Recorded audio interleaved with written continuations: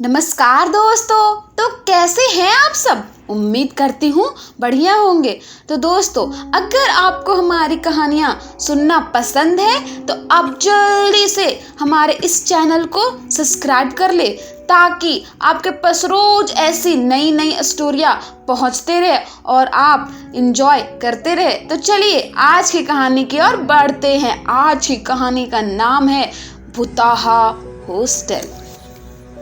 हमारे गांव के पास ही एक स्थानाकोर महाविद्यालय है। इसकी गणना एक बहुत ही अच्छे शिक्षण संस्थान के रूप में होती है। दूर दूर से बच्चे यहाँ शिक्षा ग्रहण के लिए आते हैं। 7-8 साल पहले की बात है। बिहार का एक लड़का यहाँ हॉस्टल में रहकर पढ़ाई करता था। वह बहुत ही मेधावी और मिलनसार था। हॉस्टल में उसके साथ रहने वाले अन्य बच्चे उसे दुबे भाई किया करते थे। एक बार की बात है, वह अपने बड़े भाई की शादी में सम्मिलित होने के लिए 15 दिन के लिए गांव चला गया। हॉस्टल के अन्य बच्चों ने उससे कहा कि दुबे भाई जल्दी ही वापस आ जाइएगा। 15 दिन के बाद वह लड़का फिर से आकर हॉस्टल में रहने लगा, लेकिन अब वह अपने दोस्तों से कम बातें करता था। यहाँ तक कि वह उनके साथ खाना भी नहीं खाता था और कहता था कि बाद में खा लूँगा। अब वह पढ़ने में भी कम रुचि लेता था। जब उसके साथ वाले बच्चे उससे कुछ बात करना चाहते थे तो वह टाल जाता था। वह दिन भर पता नहीं कहाँ रहता था और रात को केवल सोने के लिए हॉस्टल में आता था। घर से हॉस्टल में आए उसे अभी तक 1 हफ्ते ही हुए थे कि एक दिन उसके घर वाले हॉस्टल में आए। सबके चेहरे उदासीन थे। एक लड़का उन लोगों से बोल पड़ा कि दुबे भाई तो अभी है नहीं, वे तो केवल रात को सोने आते हैं। उस लड़के की बात सुनकर दुबे के घर वाले फकफका कर रो पड़े और बोले, वह रात को भी कैसे आ सकता है? हम लोग तो उसका सामान लेने आए हैं। अब वह नहीं रहा।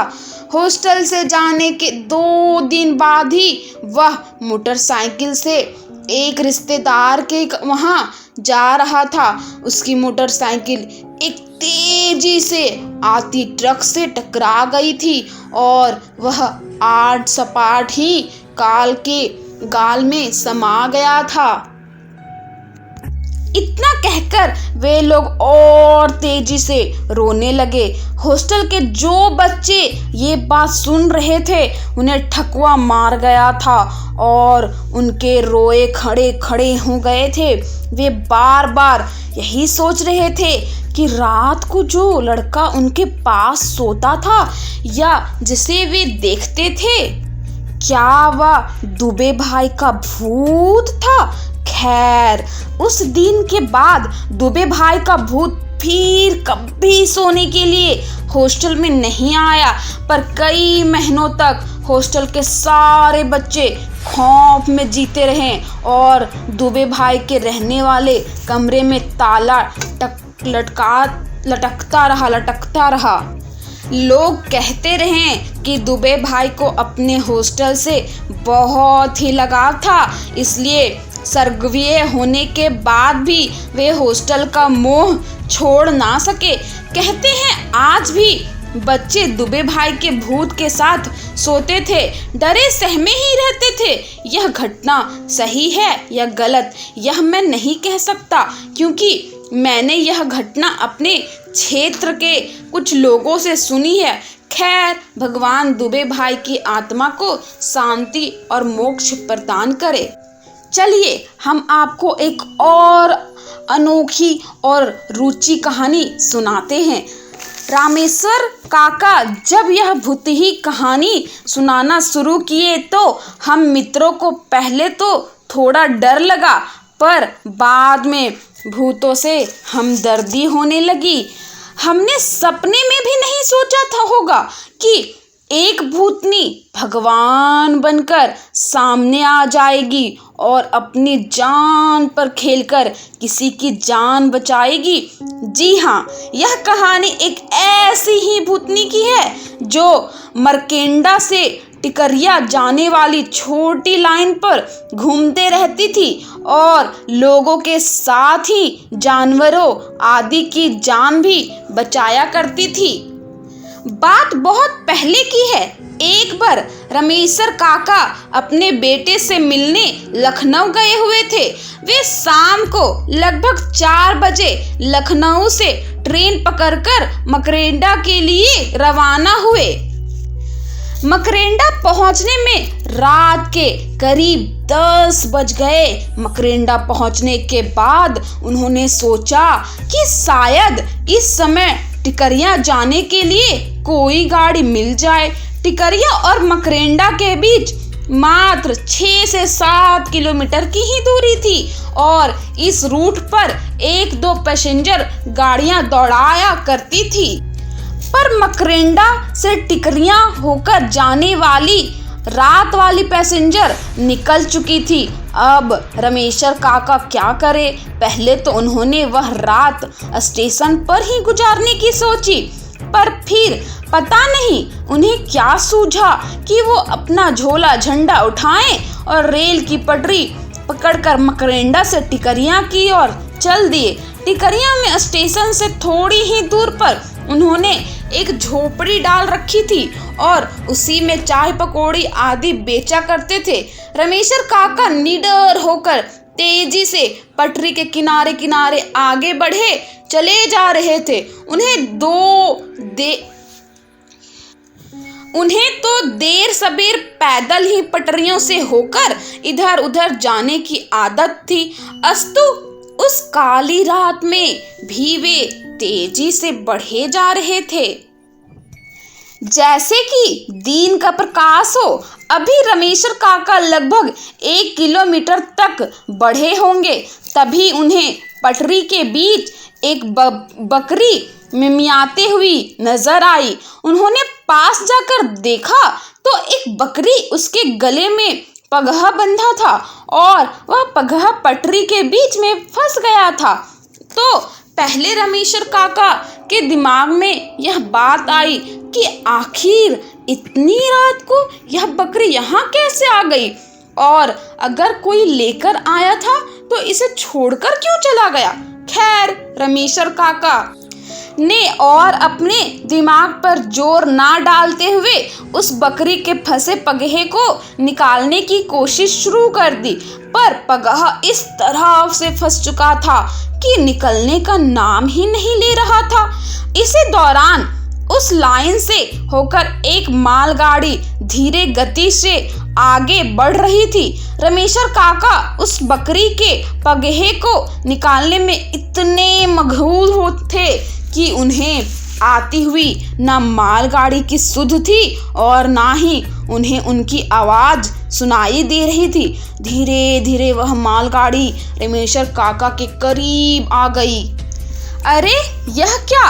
अब जाकर रमेशर काका को मालगाड़ी का आभास हुआ और वे कूद कर पटरी से हटना चाहे, पर यह क्या! वे ज्यों कूदकर भागना चाहे त्यों ही उस बकरी ने विकराल रूप पकड़ लिया। ऐसा लगता था कि बकरी के रूप में कोई दैत्य है। अब तो रमेशर काका थोड़ा डर भी गए और उस बकरी ने भागते रमेशर काका की धोती की मुंह में दबाकर पटरी की ओर खींचने लगी। अब रमेशर काका एकदम से असहाय हो गए थे और पसीने से पूरी तरह भीग भी गए थे। अब वह मालगाड़ी और भी करीब आ गई थी। ऐसा लगता था कि अब उनका जीवन नहीं बचेगा। मौत एकदम से उनके सर पर खड़ी नजर आ रही थी। उनका धैर्य और बल भी जवाब देने लगे थे और वे ना चाहते हुए भी पटरी की ओर खींचे चले जा रहे थे। अचानक कुछ ऐसा घटा जो रमेशर काका की समझ से परे था। अचानक एक 15-16 साल की सुंदर कन्या प्रकट हो गई और देखते ही देखते उसने उस बकरी के मुंह से रमेशर काका की धोती छुड़ाने लगी। अब तो वहाँ का दृश्य बहुत ही भयंकर हो गया था। रमेशर काका पूरी तरह से डरे सहमे थे, पर इस किशोरी के आने से उन्हें थोड़ी राहत मिली थी। अब मालगाड़ी लगभग 10 मीटर की दूरी पर गई थी।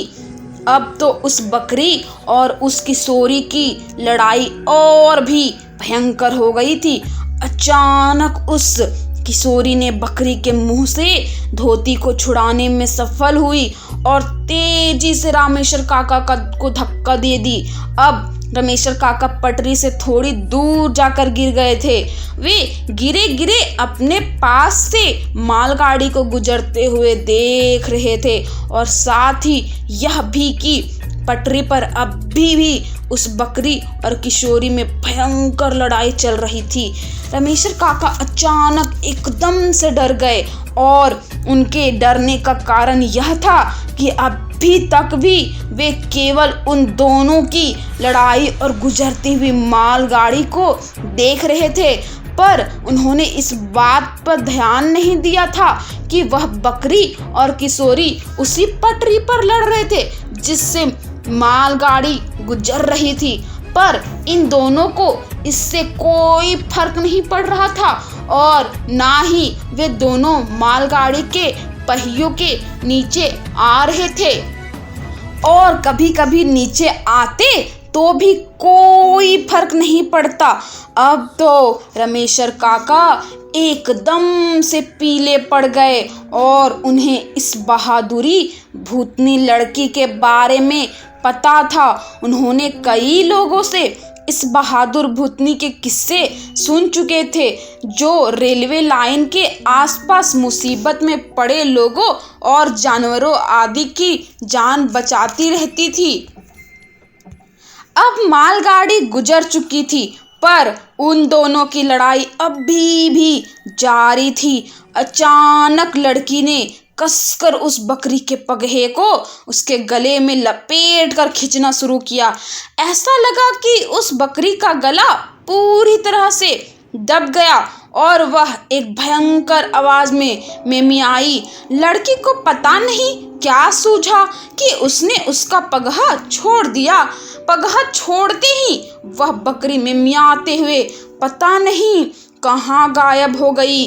अब वह लड़की धीरे धीरे रमेशर काका की ओर बढ़ने लगी। रमेशर काका थुक सटक लिए।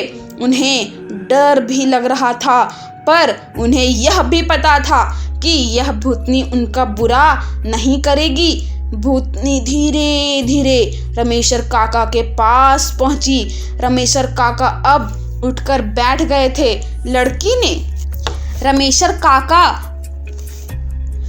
लड़की ने हाथ देकर रमेशर काका को उठाया और दूर पड़े उनके झोले को लाकर दे दी। अब रमेशर काका थोड़ा सहज हो गए थे। लड़की ने उन्हें अपने साथ साथ चलने के लिए कहा। अब रमेशर काका उस लड़की के साथ तेजी कदमों से पटरियों पर बढ़े चले जा रहे थे। कुछ दूर चलने के बाद अचानक से रमेशर काका उस लड़की का हाथ छोड़ते हुए थोड़ा हकलाकर बोले, बेटी तू कौन है और इतनी रात को इस सुनसान जगह पर क्यों घूम रही थी? लड़की पहले तो थोड़ा सिसकी, पर फिर संभल कर बोली, काका 5-7 साल पहले मैं अपने माता पिता के साथ इसी पटरी के किनारे एक मड़ई में रहती थी और मेरे माता पिता छोटे मोटे काम करके गुजारा करते थे। मैं बकरियों को चराने का काम करती थी। अचानक एक दिन मेरे इसी बकरी जो मुझसे लड़ रही थी का पैर पटरी में फंस गया। तभी एक ट्रेन भी आ गई। मैंने उसे बचाने की बहुत कोशिश की और इस कोशिश में मैं इस बकरी के साथ मैं भी भगवान को प्यारी हो गई। इतना कहने के बाद वह किशोरी फूट फूट कर रोने लगी। अब रमेशर काका की हिम्मत थोड़ी बढ़ी और उन्होंने प्रेम से उस किशोरी के सर पर अपना हाथ रख दिया। किशोरी थोड़ी शांत हो गई। कुछ देर चुप्पी छाई रही। फिर रमेशर काका ने पूछा कि बेटी, पर वह बकरी मुझे मारना क्यों चाहती थी? इस पर उस किशोरी ने कहा कि दरअसल उस बकरी को लगता है कि उसकी जान ड्राइवर ने ले ली थी और उसके बाद से वह हमेशा इंसानों को मारने की कोशिश करती रहती है, जबकि मैं उसे बार बार समझाने की कोशिश करती हूँ कि उसकी और मेरी मौत उस ड्राइवर की वजह से नहीं, अपितु उसकी और बकरी की गलती से हुई थी। और पर वह किसी की भी कीमत पर यह मानने को तैयार नहीं है। बातों ही बातों में रमेशर काका उस किशोरी के साथ टिकरिया स्टेशन के पास पहुंच गए। लड़की ने कहा कि काका, अब आप चले जाइए, मैं इसके आगे नहीं आ सकती। पर रमेशर काका ने उससे कहा कि बेटी, तू बहुत अच्छी है और मैं चाहता हूँ कि तू भी मेरे घर चले, मेरी बेटी जैसे रहे। काका की इन बातों को सुनकर वह किशोरी थोड़ी भावुक हुई। पर ऐसा नहीं हो सकता कहकर जाने लगी। रमेशर काका की माने तो वह किशोरी बराबर रमेशर काका को देख जाती थी और कभी कभी उन दोनों में बातें भी होती थी। एक दिन रमेशर काका ने उसकी आत्मा की शांति के लिए एक छोटा सा अनुसंधान करवाया और उसके बाद कहते हैं कि वह किशोरी कभी नहीं दिखी। शायद उसकी आत्मा को मुक्ति मिल चुकी हो। कैसी लगी यह भूत ही काल्पनिक कहानी, यह जरूर से हमें कमेंट करके आप जरूर बताएं।